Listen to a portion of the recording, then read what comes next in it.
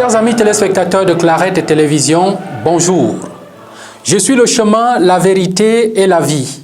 C'est la réponse que Jésus donne à Thomas qui lui pose la question de savoir quel chemin pourrait-il emprunter pour arriver là où il va.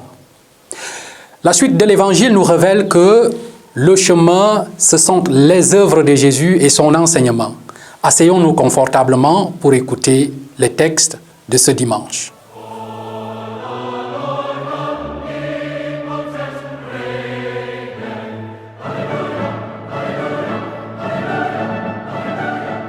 Le Seigneur soit avec vous et avec votre esprit. Évangile de Jésus-Christ selon Saint Jean. En ce temps-là, Jésus disait à ses disciples, « Que votre cœur ne soit pas bouleversé. Vous croyez en Dieu, croyez aussi en moi. Dans la maison de mon Père, il y a de nombreuses demeures. Sinon vous aurais-je dit, je pars vous préparer une place. Quand je serai parti vous préparer une place, je reviendrai et je vous amènerai auprès de moi, afin que là où je suis, vous soyez vous aussi. Pour aller là où je vais, vous savez le chemin. » Thomas lui dit, « Seigneur, nous ne savons pas où tu vas.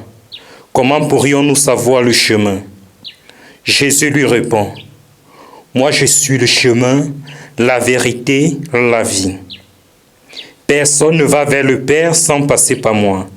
Puisque vous me connaissez, vous connaîtrez aussi le Père.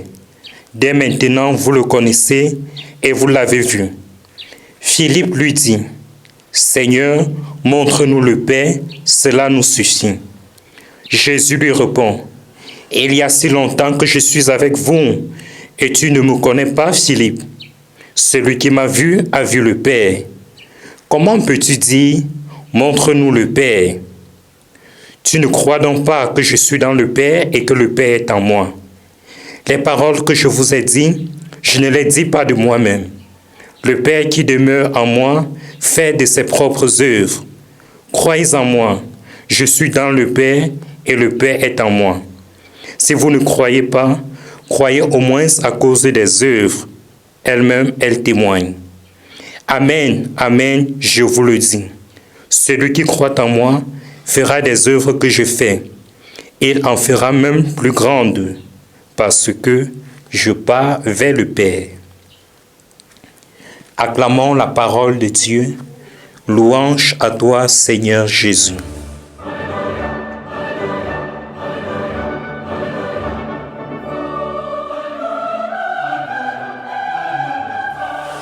La grâce de Jésus le Christ, notre Seigneur, l'amour de Dieu le Père et la communion de l'Esprit Saint soient toujours avec vous. Chers frères et sœurs bien-aimés de Dieu, nous célébrons en ce jour le 5e dimanche de Pâques, année A. La parole de Dieu que nous venons d'entendre nous rejoint tous, sans exception. Elle traverse nos différences de rang, de fonction, de situation sociale pour nous ramener à l'essentiel. Notre foi doit devenir vie et notre vie doit devenir service.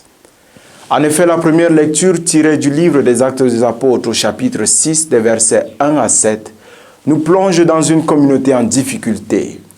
Des tensions surgissent, des plaintes s'élèvent, certains se sentent négligés. Ce tableau n'est pas étranger à notre réalité. Aujourd'hui encore, dans nos familles, nos lieux de travail, nos institutions, les incompréhensions et les frustrations existent.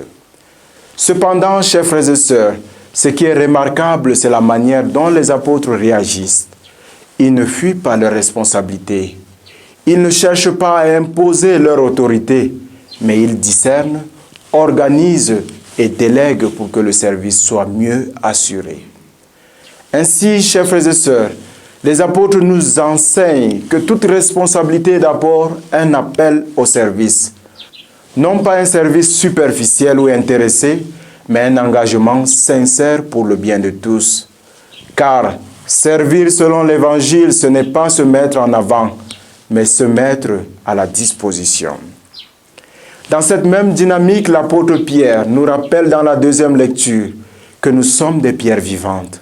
Autrement dit, chacun de nous Chaque chrétien est appelé à participer activement à la construction de l'édifice spirituel qu'est le peuple de Dieu. Il n'y a donc ni spectateur inutile dans l'Église. Chacun a une place, chacun a une mission, chacun a une responsabilité. Cependant, pour bâtir solidement, il faut être bien ajusté au Christ, pierre angulaire. Sans lui, nos efforts deviennent fragiles, nos engagements se dispersent et notre foi risque de rester superficielle. Voilà pourquoi le psalmiste au psaume 32 nous invite à nous appuyer sur le Seigneur car c'est lui qui veille sur ceux qui espèrent en son amour. Et c'est précisément ce que Jésus vient éclairer dans l'Évangile selon saint Jean au chapitre 14 versets 1 à 12. Face aux disciples troublés, il apporte une parole de réconfort, mais aussi une parole de vérité.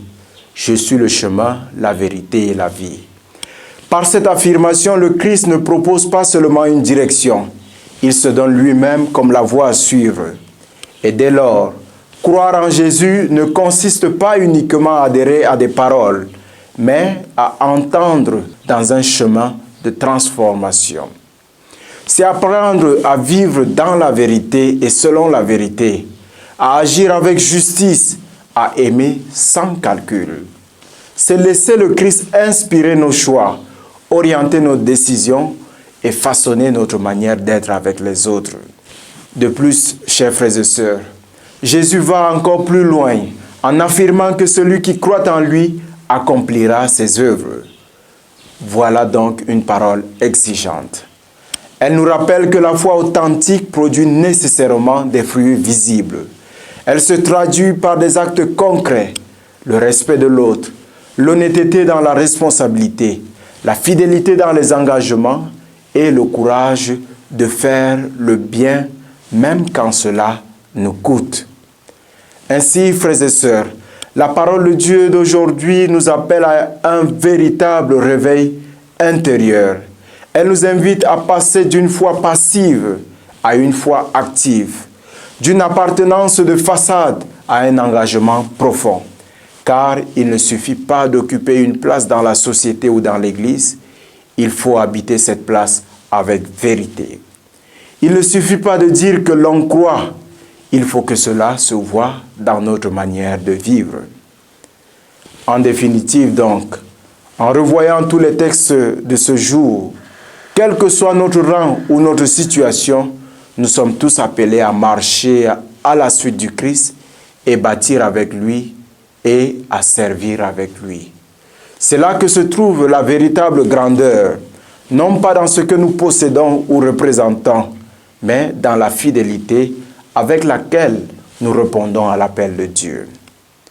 Chers frères et sœurs, en ce 5e dimanche, prions le Seigneur pour qu'il ravive en nous le désir de croire vraiment, de servir humblement et de construire ensemble pour que nos vies deviennent un témoignage vivant de l'amour de Dieu au milieu du monde.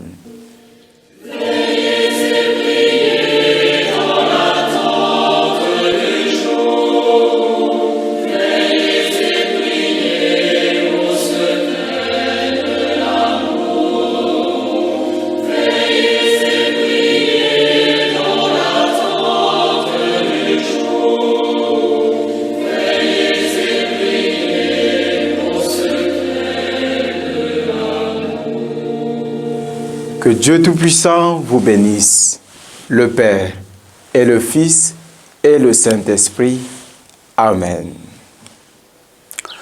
Chers amis téléspectateurs de Clarette Télévision, nous voici au terme de cette édition d'Au cœur du dimanche.